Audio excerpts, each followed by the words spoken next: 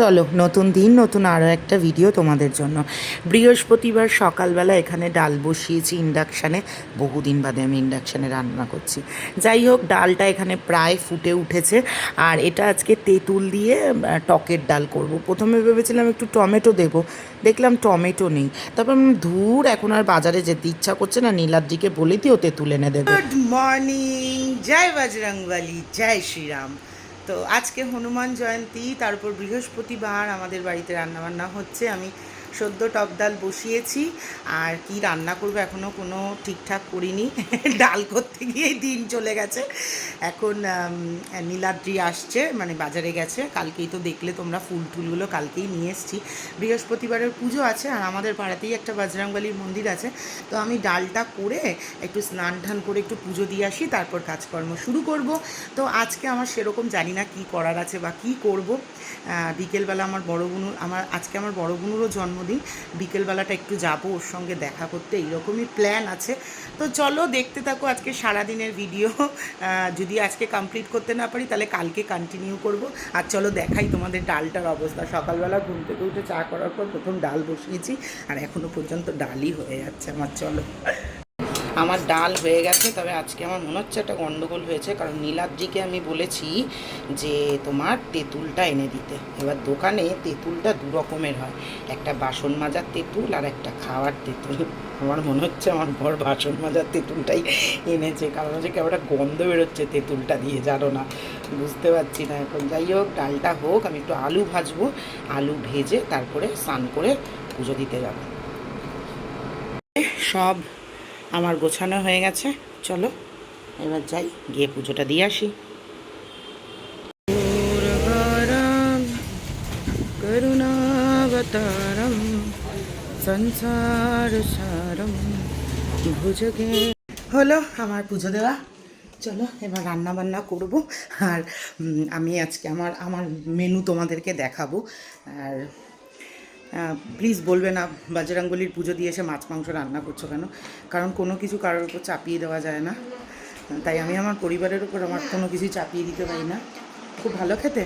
তো চলো রান্নাবান্না করি। তো ডালটা হয়ে যাওয়ার পরে এখানে আলু ভাজা বসিয়েছি কালো জিরে দিয়ে। আমি আজকে নিরামিষ খাচ্ছি না, তবে মাছ মাংস ডিম এই জিনিসটা আমি খাবো না। আর আমি মায়েদের জন্য কি রান্না করছি সেটা তোমাদেরকে একটু পরে দেখাবো। আর আলু ভাজাটা করতে গিয়ে আমি আজকে একটু পুড়িয়ে ফেলেছি, কারণ ইন্ডাকশানের যে টেম্পারেচারটা ওটা আমার বুঝতে একটু প্রবলেম হচ্ছে। যাই হোক, বৃহস্পতিবার নীলাদ্রি আমি দুজনেই পুজো দিই। তো আমি যেহেতু বিকেলে একটু বেরোবো, তাই নীলাদ্রি বললো তাহলে আমি এখানে একটুখানি তোমার ঠাকুরের জায়গাগুলো পরিষ্কার করে রাখি, তুমি সন্ধ্যেবেলা পুজোটা দিয়ে দিও। আর এই যে এখানে আমি মাটন রান্না করছি আজকে। মায়ের একটা আলাদা করে মাটন দিয়ে ভিডিও করে দেবো, নীলাদ্রির একটা আলাদা করে ভিডিও করবো। যেহেতু আমি মাটন খাই না, তোমরা বারবার করে বলো মাটনের ভিডিও করতে। জানি নীলাদ্রি করলে খুব কম মানুষ দেখবে, মানে কারণ হচ্ছে গিয়ে তোমাদের কমপ্লেন থাকে যে নীলাদ্রি একটু আস্তে আস্তে খায়। আসলে নীলাদ্রি তো ভিডিও করে না, ওর তো অভ্যাস নেই। ও রিল্যাক্স করে শান্তি করে খায়, আর আমি একটু তাড়াতাড়ি খাই। এবার ভিডিওর জন্য তাড়াতাড়ি খাই সেটা নয়, আমি আগাগোড়াই তাড়াতাড়ি খাই। একটু পটল ভাজলাম, তো আমার ওদিকে ডাল আলু ভাজা পটল ভাজাটা হয়ে যাওয়ার পর ওই তেলটার মধ্যে পুঁটি মাছটা ভাজতে গিয়ে দেখি কি উমা লেগে যাচ্ছে। আমি ওর মধ্যে তাড়াতাড়ি করে একটু কালো জিরে ফোড়ন দিয়ে সজনে ডাঁটা দিয়ে ওর মধ্যে পোস্ত আর সর্ষে বাটা দিয়ে দিলাম। আমি ঠিকই করেছিলাম, এইরকমভাবেই করবো। যে হয়ে গেছে আমাদের রান্না। এই হচ্ছে গিয়ে আজকের স্পেশাল মাটন। এই মাটন দেখি আর ভাবি একটা সময় কি ভালো খেতাম আমি, আর এখন ইচ্ছাই করে না। এই হলো মাটন। এদিকে হচ্ছে সজনের ডাঁটা দিয়ে পুঁটি মাছের ঝাল, আলু ভাজা, লাল শাক, পটল ভাজা, ডাল। দুপুরের মেনু। মা আর নীলাদ্রি দুজনেই মাটন দিয়ে ভিডিও করবে, আর আমার হচ্ছে গিয়ে টক ডাল, আলু ভাজা, পটল ভাজা আর শাক ভাজা। এটা হচ্ছে আজকে আমার দুপুরবেলার খাবার। এগুলো আমি আজকে খাবো না কিছুই, আজকে নীলাদ্রি ভিডিও করবে। চলো নীলাদ্রির খাবারটা বেড়ে ফেলি। তো এই যে এখানে সবার প্রথমে নীলাদ্রি ভিডিও করছে, কারণ যেহেতু বৃহস্পতিবার ওর একটু এমনিও খেতে সময় লাগে, আর ওকে একটু খিদেও পেয়ে গিয়েছিল, ভিডিও করবে বলেছি বলে সকাল দিয়ে কিছু খাইনিও, সেই কারণে ওকে আগে খেতে দিয়ে দিলাম। আর ভীষণ তৃপ্তি করে খাচ্ছে ও। গরম গরম আমি বলেছি তোমার যত সময় লাগে তুমি খাও, দরকার পড়লে আমি ভিডিও স্পিড বাড়িয়ে দেবো, কিন্তু তুমি খাওয়ার। বেচারার গরম লাগছিল, কেন বলো তো, এসি চললেও আমাদের এসিটা এখন এদিকে হয়ে গেছে তো, আর ওদিকটাতে ফ্যান না চললে গরম লাগে। আর এই যে দেখো এখন 3টে বাজে। এখন খাচ্ছে হচ্ছে গিয়ে মা, আর নীলাদ্রি ওখানে বসে বসে ফোন ঘাটছে। যাই হোক, দুজনের খাওয়া হয়ে গেল। এরপর আমি আমার খাওয়া নিয়ে বসলাম এখানে। আমারও খুব জোরে খিদে পেয়েছিল। আমি এখানে খেয়েছি খাচ্ছিলাম লাল শাক, ডাল, আলু ভাজা আর পটল ভাজা। পরে আলু ভাজাটা দিয়ে আমার কেমন জানি না মনে হলো, যেহেতু একটু পোড়া পোড়া লেগে গেছিলো, গন্ধ বেরোচ্ছিলো, মাকে বললাম যে একটুখানি পাঁপড় ভেজে দাও। আর সত্যি কথা বলছি, বিশ্বাস করো, এই যে মটন চটন রান্না করেছি, আমি যে খেতে পারছি না, আমার না বিন্দুমাত্র আফসোস নেই। আমার বরং মনে হচ্ছে এটাই আমি তৃপ্তি করে খেলাম। জানো তো, ওই যে মাছ মাংস খাওয়ার পরে না বিকেলবেলার পর থেকে মনে হয় না যে একটুখানি সমস্যা হচ্ছে, বাট এইরকম নিরামিষ খেলে না ফুরফুরে শরীর থাকে। তবে কি করবো বলো, লোভ তো ভীষণ, লালসা ছাড়তে পারি না। মাটনটা খেতে ইচ্ছা করে না, বাট চিকেন বা অন্য কোনো কিছু হলে তো খেতে ইচ্ছা করে। আজকে যেহেতু আমি ঠিকই করে নিয়েছিলাম মন থেকে যে আমি খাবো না, সেই কারণে আমার কোনো অসুবিধা হয়নি। যাই হোক, এখানে বেশ সুন্দর করে টক ডাল দিয়ে, পটল ভাজা দিয়ে সুন্দর করে খেলাম। ঠাকুরের জায়গাটা কি সুন্দর লাগছে দেখো।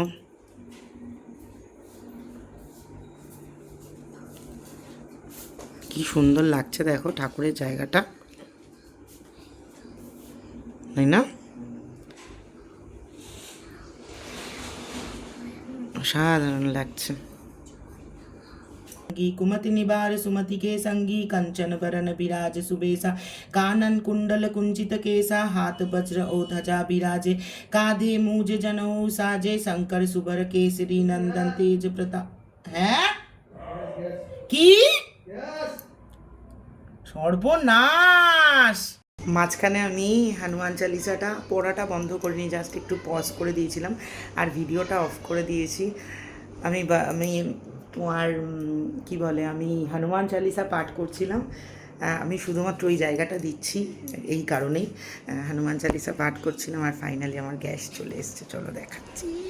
এই গানটা হওয়া উচিত ছিল, দরজা খুলে দেখে মা তোর হাবল এসেছে, দরজা খুলে দেখে মা তোর হাবল এসেছে। আমার হাবল এসেছে গো, আমার হাবল এসেছে, আমার হাবল এসেছে। বলতে ইচ্ছা করছে, ঠাকুর एक ही तो दिल है कितने बार जीतोगे। এখানেই বসে থাকতে ইচ্ছা করছে, জানো, আমার উঠতে ইচ্ছা করছে না, এত সুন্দর লাগছে আজকে এই জায়গাটা আমার। আর দেখো, ও ওয়াও, এই এই প্রদীপের আলোটা দেখো রিফ্লেক্ট হচ্ছে, কি সুন্দর। রাধারানীর একবার চোখে, একবার ঠিক টিপের ওই জায়গাটাতে। Wow, uh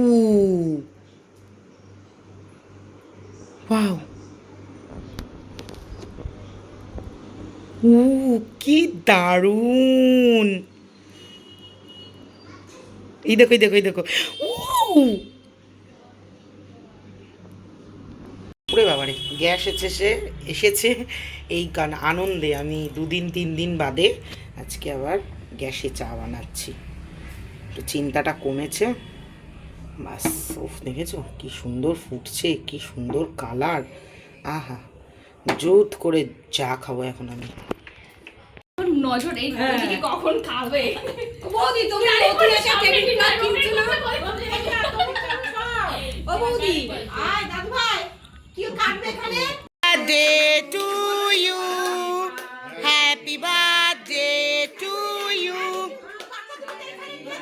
happy birthday dear Bunu, happy birthday to you. যাও যাও, পিপির কাছে যাও। তরুণ কাকা ধরো, তরুণ কাকা ধরো। এই তো হয়ে গেছে। Happy birthday, happy birthday to you, happy birthday to you, happy birthday dear বড় বুনু।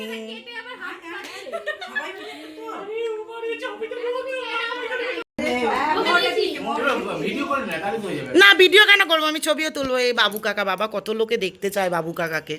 আর এটা হচ্ছে কাকি। হ্যাঁ সত্যি কথা, বাবু কাকাকে অনেকে দেখতে চায়। সবাই বলে এই যে কাকি আর এই যে বাবু কাকা। ওইটা বড় পিসি, ওটা ছোট পিসি, ওটা বাবাই দাদা, ওটা বৌমণি, এটা তো আমার মেয়ে, ওটা তরুণ কাকা। এটা ওকে, আর ওকে তো চেনেই। আর এই জন্য তো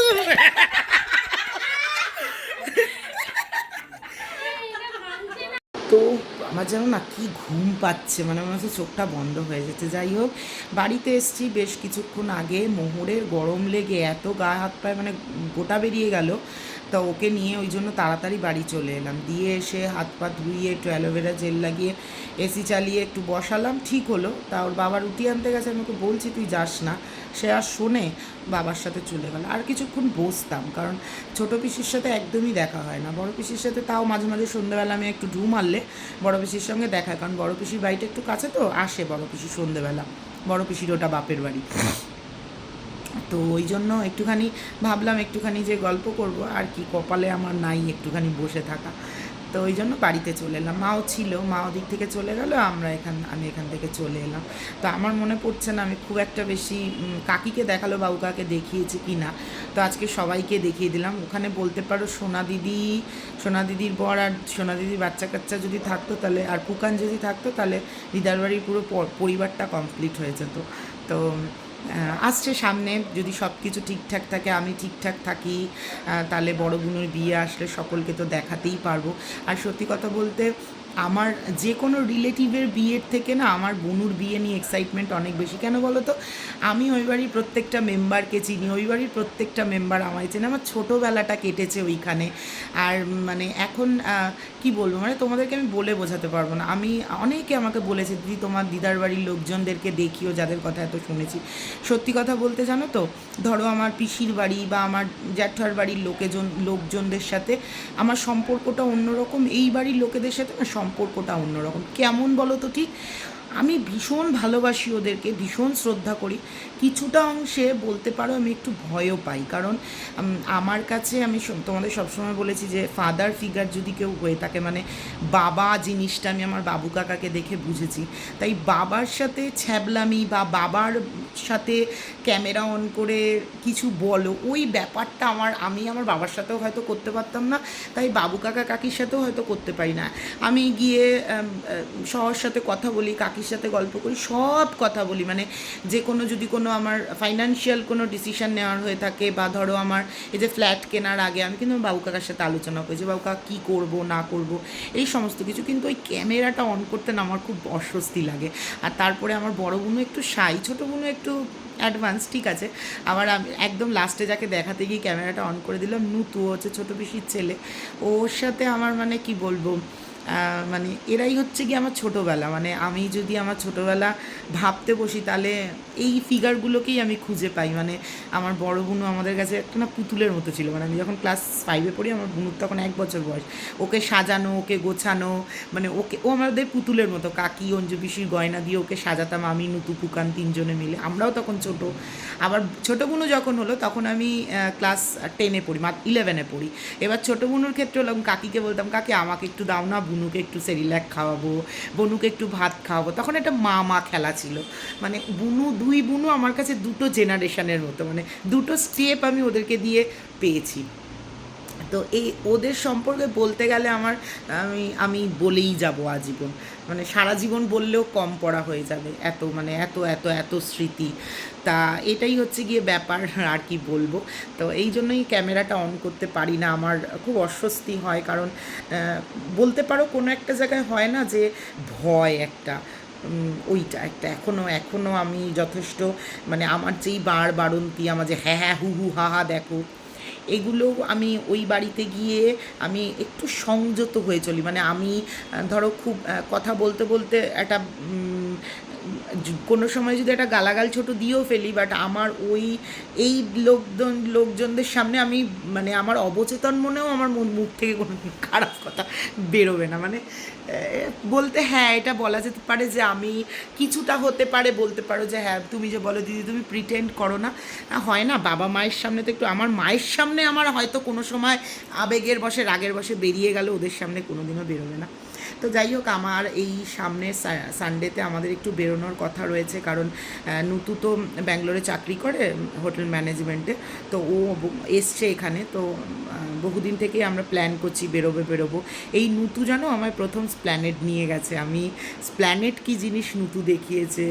তারপর তোমার KFC-তে কাকে খাওয়া বলে, পিৎজা কী জিনিস, তারপরে তোমার এখন যেমন KFC-তে মুখ দিয়ে কোক খায়, ওগুলো কীরম জিনিস, বার্গার কি, এগুলো সব আমাকে নুতু শিখিয়েছে। মানে আমাকে বলতে পারো আমাকে মানে 20% থেকে 30% অ্যাডভান্স নুতু করেছে। আমি আগে ভাবতাম বাবা শ্রীদার্সের জুতোর প্রচুর দাম, নুতু আমাকে প্রথম শ্রীদার্সে নিয়ে গিয়েছে, চল কিনবি জুতো, মানে এই রকম। আমি বলছি না, আমি যদি শুরু করি শেষ হবে না, মানে এত এত এত গল্প, এত এত স্মৃতি। যাই হোক, একটা খুব সুন্দর সন্ধে কাটালাম। আজকে বড় বোনুর জন্মদিন ছিল, বললাম তোমাদের। পরের বছর হয়তো, পরের বছর ও শ্বশুরবাড়ি চলে যাবে, যদি ওর মন চায় তাহলে বাপের বাড়িতে আসবে, হতে পারে শ্বশুরবাড়ির লোকেরা ওর বার্থডে সেলিব্রেট করছে, তাই কাকি বলেছিল আসিস একটু সন্ধ্যেবেলা।